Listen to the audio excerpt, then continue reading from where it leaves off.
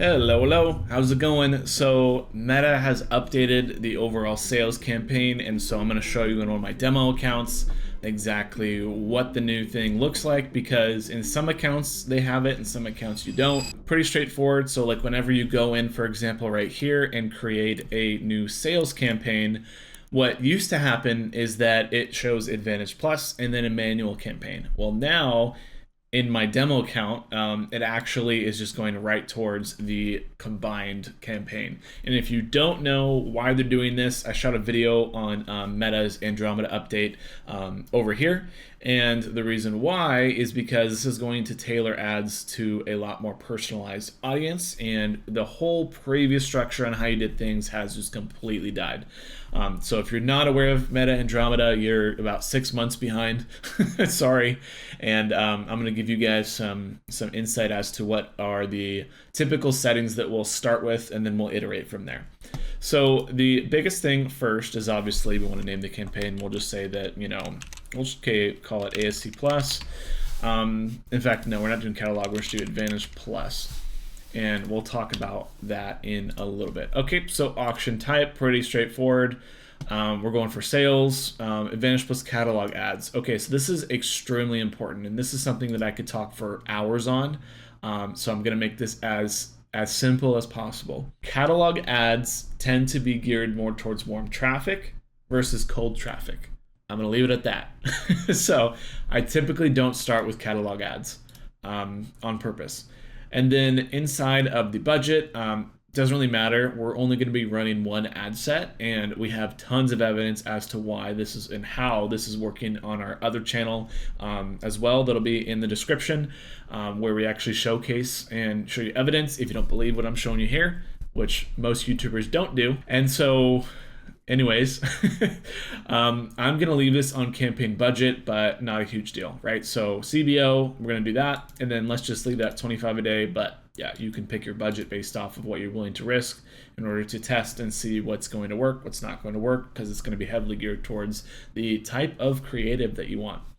Now, the other thing as well, and this is something that is extremely important when it comes to strategies of how to think about what the campaign is going to do and what the purpose of it is going to be, right? So typically what I do is if I'm going for new customers, which most people should be doing, that's how you grow a business, you got to get more new customers, is I go for the highest volume. And that's because Meta does not attribute past a 7-day window for people that are maybe more top of funnel that click on an ad, right? So the goal of highest volume is to not limit the top of funnel ad spend and only prioritize the bottom of funnel ad spend. So for example, if I have a top of funnel ad that's building a lot of brand awareness and people click on it and then they leave and they come back to a middle of funnel ad that maybe talks about the features of the product or the service, and then they convert on a bottom of funnel ad that's like the picture of the product or a discount offer or even just a reminder of the product in some fashion, right? The bottom of funnel ads are always going to look better than the top of funnel ads. But if you scale the bottom of funnel ads, you're not necessarily going to be able to actually scale as efficiently as if you were to scale the top of funnel ads. And so if I were to do a cost per result goal, I'm limiting the algorithm to prospect out and find more new people. I'm essentially saying I only want to hit, reach people that are hitting this goal that I've set, and if you can't hit this goal, then don't serve ads to the people. Therefore, my ability to prospect is going to drop off, right? Because your top of funnel is not going to look that good, but it's going to be the most impactful to your business because it's your awareness, right?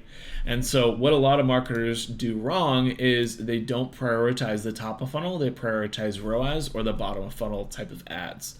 And so just something to be aware of as to why I like to pick highest volume. Now, there is some cases where you can go into cost caps, but it just doesn't necessarily, it's the new system is making it a little bit harder for us to do that and see good results from it.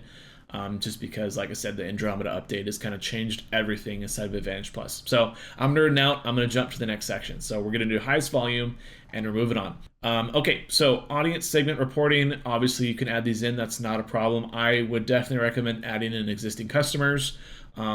This is, like I said, just a demo account, so this is not going to have all the data in it. Cool. So we're going to hit next. Okay, so when we're in here, this is in the ad set section. You can just name this, winners or ad set one, whatever you want to say. We'll just name it winners or alpha. It doesn't matter. Now, a couple things. Now, this is a highly debated topic, and I go back and forth on this all the time, and I think that it's very important to test both website and shop and just website. Now, the reason why I like to prioritize just website more is because omnichannel is extremely impactful for your business. And what do I mean by that? So, whenever we're looking at ads, someone might see a Facebook ad and then they go to Google and then they convert on the website, for example. This can still happen with shop, but I found that giving the website more data allows the other channels to have more flexibility to better target and remarket people, and we've just found that to be more efficient in most cases. You can run a website and shop, totally fine. Keep in mind though, if you run shop, it's going to be more bottom of funnel geared content.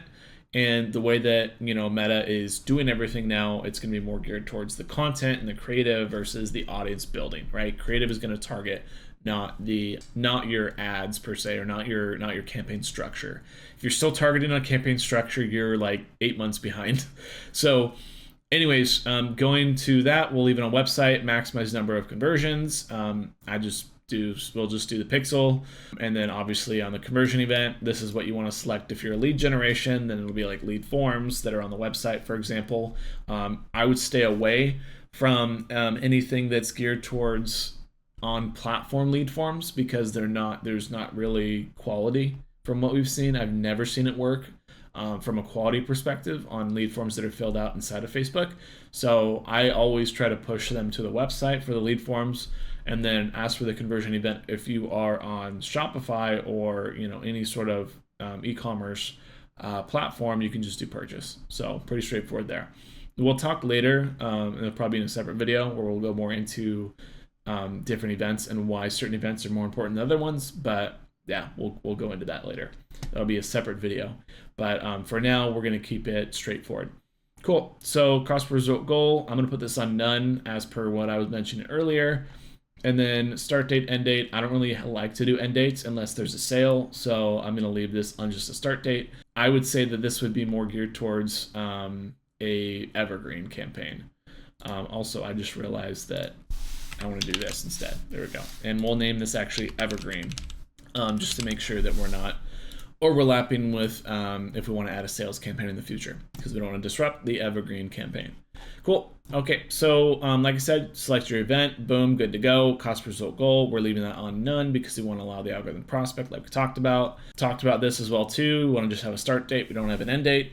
Now this is very important. So there are ways to get around this, and I don't recommend doing it. So there's other videos where you can go around and say we only want to target people that are in this audience, and you can turn off Advantage Plus even with this new system.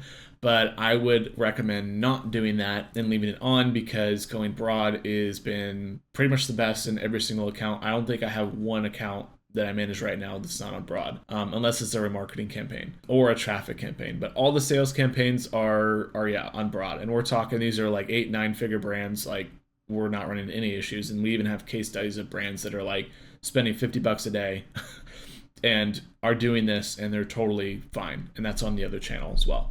So you can check me on all this. So anyways, going to here, all good on the audiences, pretty straightforward. Locations is really all I would change for the most part. Nothing really crazy going on here. If you want to update the age, you can. It just really depends on your product, but I would say that I typically like to leave it open in most cases. But if you're selling, adult diapers, you're not going to want to go for people that are 18 years old. Well, you might find one, but I don't know if you're going to find as much volume. So anyways, going to custom audience exclusion. You can, if you want, exclude a certain category of people, but like for example, if someone's like a homeowner and you don't want to target homeowners, but I try to, like I said, leave this as open as possible because its matching is not always the best. Languages, I'll leave that on all because we're just targeting the United States. We're not overlapping with other countries, and we're not trying to kind of layer that on top of it. Now, the other thing that I like in here, and we won't worry about this, so no worries on that. This is just to sort of push it in a direction early on. It says suggest an audience, so like we'll reach people beyond these settings when it's likely to improve performance. It's the same thing inside of Google, which is just, it's going towards anyone and everyone, and it's not really targeting an audience. So anyways, we'll go, like I said, to this section over here. All devices, operating systems, yep, all platforms. Now, this is the one thing I do like to change, or one of the few things I do like to change, which is I do not want to go on Threads, I don't want to go on Audience Network, and I don't want to go on Messenger, but I want to go on Instagram and Facebook. And the reason why is because the quality of traffic is a lot better on Instagram and Facebook. If I hit a scaling wall, it's most likely going to be due to creative, but I can test this in the future if I want to branch out. But I like to have these off. And then in placement controls, so this is going to be, I would say pretty much for the most part, after you select that, all good to go. There is a little bit of pushback on Facebook Marketplace. And the reason why is because Facebook Marketplace is typically bottom of funnel placements because people are looking to just buy the product in the first place. And so if you were showing up, like for example, we'll just say cars, right? And you see a lot of used cars and you see like a car ad that pops up, right? Like you're already looking for used cars or cars. So the ad's going to target people that are showing more intent. Like I said, like to leave this off. You can test it on if you would like. The reason why I like it off is because I want to gear my creative towards new audiences as much as possible. I want to have a really, really high amount of reach while still being profitable. That's the goal. I don't really want to have the algorithm going after and prioritizing where easier conversions are, which tends to be, bottom of funnel traffic, right? It's sort of the same kind of style of thinking or same way of thinking as I was previously saying or explaining about the cost caps. So Facebook Marketplace, you can leave it on or off. I like to leave it off to pull away from that just for, like I said, more outbound, more messaging. You want to get your brand out there a little bit more. And then once we're done with that, we're good to go. We're pretty much building out the ad set. And from there on out, you just start creating your ads. Now, the biggest thing with this is that the ad structure has changed a lot. So what that means is that everything is in experimentation in the algorithm's eyes. So you can have a new campaign that has old pixel data, and the structures of strategy are essentially just one ad set right now with just as much creative as possible. And this was pulled from the meta disruptors who we've worked with, especially on, like I said, some of our larger brands that are in that 8 to 9 figure range.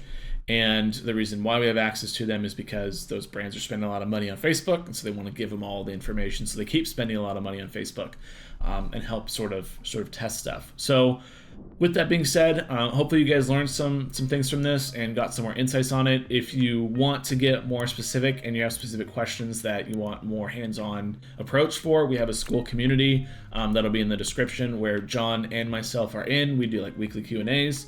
And then if you're looking for a more hands-on approach, we actually service ads as well too. So both options are on the table when it comes to that. But with that being said, if you guys are just looking for information, hopefully this was a good guide for you, and I will see you guys on the next video.